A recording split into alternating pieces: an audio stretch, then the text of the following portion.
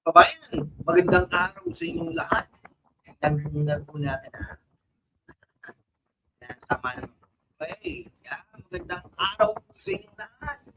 Dito sa hashtag Walk with God, kung saan ang katotohanan ay hindi natatakot. Kahit na may mga nagsasabing huwag masyadong swashbuckling. No?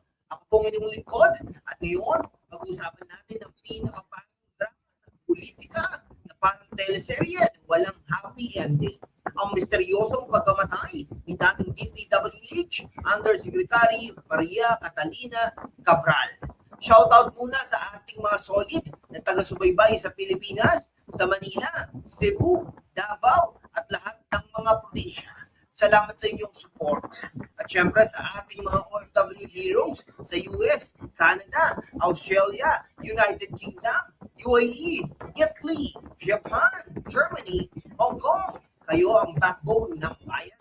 Pero dito pa rin kayo nakikinig para malaman ang totoong nangyayari sa atin. Mabuhay kayo. At bago tayo magsimula mga kaibigan, kung bago ka pa lang dito, mag-subscribe na yan. Hit that bell para updated ka palagi. At para sa mas exclusive content, sumali na sa ating YouTube membership. Sama-sama tayo. Labanan ang kasinungalingan. Yan. Okay, maraming salamat po Mag-ano na po tayo. Parang 5 million views. Yan. Maraming salamat. At saka syempre, ang ating mga subscribers, 20,200 Okay, target natin 100,000 subscribers. Maraming salamat sa inyo. Ngayon mga kababayan, December 18, 2025, natagpuan si former USEC, Catalina Cabral, na walang malay sa ilalim ng rabay sa Buet River, Ken Road, Benguet, declared dead past midnight. Sabi ng mga police, alleged fall. Pero mga kabuk, alleged ba talaga? O alleged lang na accident para maging alleged na close case? Si Cabral, mga kaibigan, central figure sa multi-billion flood corruption scandal sa DPWH, siya raw ang nag-o-offer ng budget insertions sa mga kongresista. Kickbacks galore. At sino ang unang pinagkit? Walang iba kundi si Senate President, no? Okay, Senate President Vicente Tito Soto III. Oo nga, sabi ni Senator Ping Lacson, tumawag daw si Cabral sa staff ni Tito Soto pagkatapos ng eleksyon. Tanong anong gusto niyang insert sa 2026 budget? At si Tito Soto pa ang nag-confirm ito at nagpakita pa ng screenshot mga kaibigan. Pero ngayon, napatay na si Cabral, biglang si Tito Soto, huwag tayong maging masyadong swashbuckling. Iwan natin yan sa PNP at NBI ang investigasyon. Mag-iingat tayo. Paano ma-verify kung patay na ang source? Yan. Okay, mga kababayan, swashbuckling para pirata sa pelikula ni Vic Soto. Yan Pero sa totoo lang, bakit biglang nag-iingat si Tito? Dati siya pang nag-expose na tinanggihan niya ang offer ni Cabral. Ngayon, parang ayaw ng sisahin pa. Bakit kaya? Takot ba na lumabas ang ibang pangalan? O baka naman sa Senate, mas maraming insertions kaysa sa iniisip natin. Okay, isipin nyo si Cabral, 40 years old yan, 40 years yan sa DPWH. Wow, tagal Rose from the ranks, first female, blah, blah, blah. Pero implicated sa those projects, overpriced flood controls, na hanggang ngayon, pag umuulan, binabaha pa rin ang Metro Manila. At siya raw ang may listahan ng mga proponents. Mga lawmakers na may share sa kickbacks. Ngayon, patay na. Paano na ang listahan na yan? Mawawala ba sa computer niya o biglang ma-format? Sabi ng ombudsman, dangerous territory na raw ito. Sabi ni Lacson, unfortunate and tragic. Kasi marami raw alam si Cabral.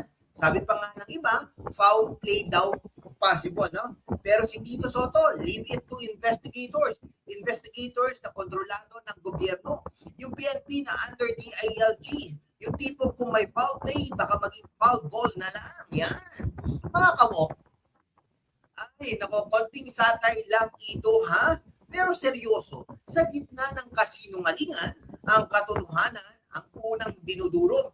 Pero kasama kayo mga kawok, kaya natin itong itindig ng tama. Yan. Okay Bakit biglang nag-caution si Senate President Vicente Tito Soto III ay dati swashbuckling siya sa showbiz at politika. Kapatid po yan ng Vic Soto at tito po yan ni Vico Soto ng Pasig City. Ngayon ay biglang conservative o baka naman swashbuckling lang kapag walang personal involvement? Question mark. Yan mga kaibigan ha. Ay nako, kamusta po kayo dyan mga kaibigan? Maraming salamat. At para po sa mga kabataan at overseas Filipino workers, dyan sa ating mga kababayan, dyan sa iba't ibang mga abroad na nabanggit at mga kabataan na nag-aaral po dito sa Pilipinas at sa abroad. Ito ang lesson natin for the day. Ang corruption sa infrastructure, pera nyo yan mula sa taxes at remittances habang kayo naghihirap abroad o nagpapakahirap dyan sa iba't ibang mga bansang nabanggit po natin dyan sa abroad. May mga nakikinabang po sa flood control na ghost lang pala. At yung iba naman, hindi naman siya ghost, pero ay nako, hindi po maganda ang quality ng mga yan. Just imagine po dyan sa tawag yan dyan sa La Union. Sa La Union, linagyan lang po ng tubo na maliit na gano'n para magmukhang linagyan po ng tubo, Kasi yung tubo po na yun, dapat po, nakasaksak talaga yun. Ayun, parang aesthetic lang ang datingan, kumbaga. Ano ba yun? Tama po ba yun, mga kaibigan? Hindi po ba? Hindi dapat ganun? Ay, nako. Kaya po tayo, wag po tayong matakot magsalita.